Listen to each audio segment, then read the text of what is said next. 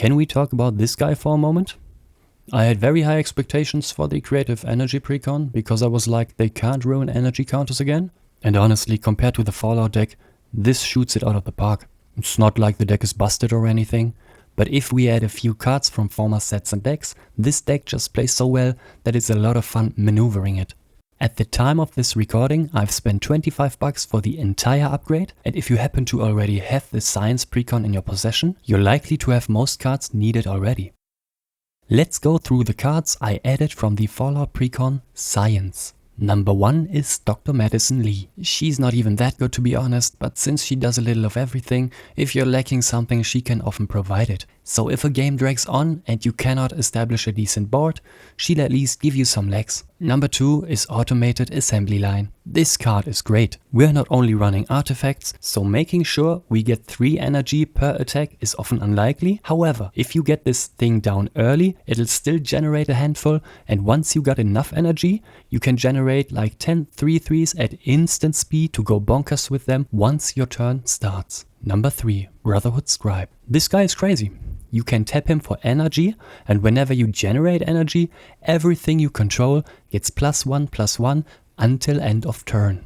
So if you tap the scribe, your commander attacks and he copies something that gives you energy, that's casual +3/+3 at no extra cost. Another handful of energy generators and you can sometimes go to like 6/6 or something. This is huge, especially when your commander copies a big creature to begin with. Number 4, Curie, Emergent Intelligence. She's literally just there for card draw. That's all there is to her. You can copy sacrifice an 8/8 creature and have fun, or don't. Just hit the player who cannot block and draw a single card. She doesn't really synergize with the deck, but I never regretted playing her, even though she kind of derails the strategy for a bit.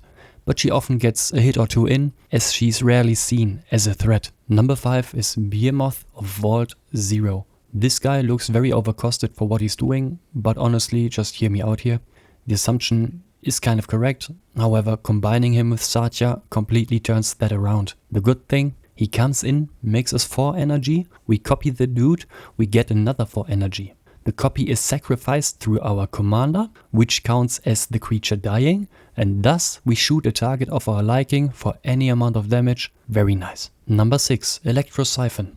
A counter spell for 3 specific color pips is pretty prohibitive, but having this in hand late game to prevent some big game ending spell is well worth it. And if we counter something like an austere command or similar spells, that gives us plenty of energy for some huge triggers like the Stone Idol Generator, Aetherflux Marvel or other fun things. And of course the number 7, Helios 1 as another source of energy generation if you're out of resources. And now let's go over the real busted cards that Modern Horizons 3 introduced. Number 1, Volatile Stormdrake. Read this guy's text carefully, then look at his mana cost and then read the text again. This card is ridiculous. For 2 mana, you're either killing anything, leaving behind a small flyer, or you outright exchange control and keep the creature you're targeting. It's one thing to kill a commander for 2 mana, it's a completely different thing to actually steal a commander for 2 and keep it. Number 2, Guide of Souls. While his second ability might be seen as overcosted, it can still give Satya additional evasion to make sure he gets his attacks through.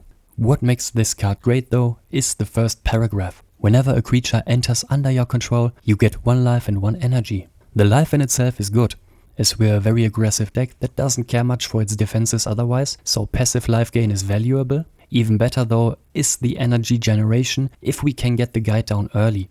Where this gets stupid is when we can copy the guy 2 or 3 times and having a copy of him trigger the original as well as any copies that came before him. Oh, and if we wanted to keep the copy, the original's trigger completely covers the cost for its copy already. If you happen to have this guy in your starting hand, honestly do not point it out, do not talk about him. He's easily one of the very best cards in this deck and should be dealt with before you're sitting there with like 5 copies of him, because that's an advantage that is hard to get rid of once you stacked all that sweet energy up. Number 3, Aether Revolt.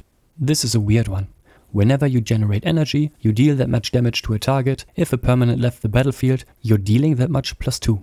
The effect in itself is very strong, But the way your deck is built, the +2 don't really happen all that often, as you're often losing a permanent during or after combat, at which point most of your Get X energy triggers, and thus Aether Revolts deal that much damage triggers, will already have been resolved without the additional Revolt damage. However, even without granting itself the bonus, the damage Aether Revolt deals can be so huge that it might be a mistake not include the card. And if nothing else, an opponent may think twice about throwing something at us during our fast main phase or our combat phase, as they may risk taking a lot of unnecessary extra damage afterwards.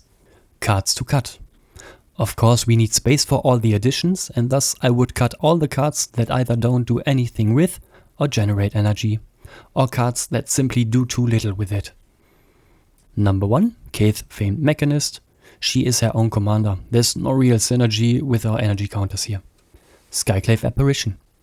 Volatile Stormdrake is the better card, period, so we just replaced it with something a lot better.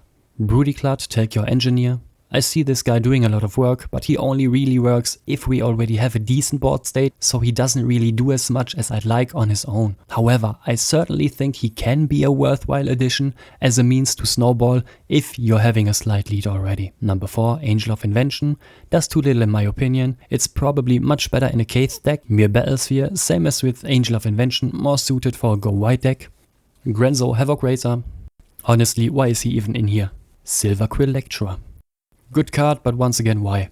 There ain't really any inherent synergy here. Legion Loyalty. 8 mana is too steep. With all the enter the battlefield triggers, this card can do serious work, but it requires you being able to attack with some good creatures, and it takes you 8 mana to play. I feel like this is just win more when you're ahead already.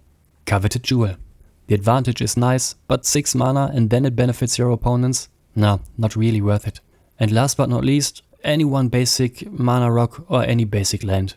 This deck has a lot of artifact ramp as well as 38 lands. You can either do well without, for example, a Coalition Relic, or you can just take some land out. And while we're at the topic of lands, most MDFC lands from Modern Horizons 3 are very easy inclusions replacing basic lands. So we ended up taking 10 cards out and making room for 10 new cards. If you're looking for further additions, here are some honorable mentions that do very well in this deck.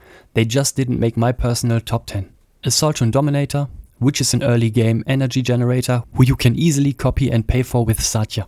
Synth Infiltrator for its versatility. And of course, Aerial Extortionist, as this guy gets rid of so many threats, it's hilarious if you can copy him successfully. Closing thoughts. So where does this deck stand? Satya is a powerful commander to play and a strong opponent to face. He can do serious work, but I think he does never feel unfair to play against. The pros for the deck? It's easy to get into, but with a nice learning curve as you need to make a lot of decisions every turn. Extremely affordable, as the archetype is rarely played in Commander. It has absolutely no problem competing with other upgraded precons, and it is one of the stronger ones. And it has an amazing infinite combo built in that takes enough work to have opponents applaud rather than get annoyed by it. The cons for the deck? It surely works on its own, but it needs its commander to really shine. It's a creature heavy deck, so you need to be very mindful of board wipes, and card draw can be an issue depending on your starting hand. In conclusion, this is the most fun I ever had with Jeskai colors. Commanders like Hinata, Kasla or even Kaika always felt very narrow to me, as it was always a very focused experience. Satya on the other hand has a broad spectrum of options and you'll have to maneuver them carefully for success. And while it comes down to preferences, if Jeskai was never your thing, maybe Satya can convince you just like the deck convinced me. And until next time.